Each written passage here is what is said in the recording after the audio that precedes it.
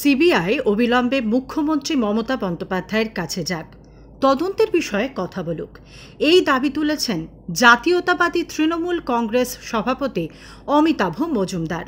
এ বিষয়ে সিবিআই ডিরেক্টরকে চিঠিও দিচ্ছেন তিনি।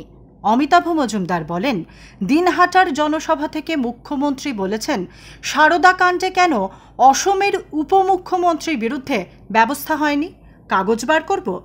এই কথা থেকে স্পষ্ট বোঝা যাচ্ছে তদন্তের জন্য প্রয়োজনীয় তথ্য মুখ্যমন্ত্রীর কাছে আছে, তিনি সহযোগিতা করতেও তৈরি। অনেক আগেই রাজীব কুমারের উচিত ছিল বিষয়টি দেখা, তখন রাজ্যের সিটের অধীনেই ছিল তদন্ত। সেই কাজ যখন হয়নি তখন সিবিআইয়েরই দায়িত্ব বিষয়টি অনুসন্ধানের। মমতা যখন বলছেন তার কাছে তথ্য আছে, তাহলে তা চাপা থাকবে কেন? সিবিআই মমতার সঙ্গে যোগাযোগ করুক। মুখ্যমন্ত্রী যখন নিজেই বলছেন তার কাছে তথ্য আছে, তখন সিবিআই কেন গিয়ে তার সঙ্গে কথা বলবে না?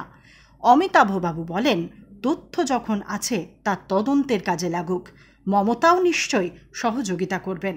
বর্ষিয়ান নেতা মুখ্যমন্ত্রীকে সমর্থন করেও যেভাবে সিবিআই সক্রিয়তার দাবি তুলেছেন তা নিয়ে তুমুল চাঞ্চল্যের সৃষ্টি হয়েছে। সংবাদ বিশ্ব বাংলার রিপোর্ট।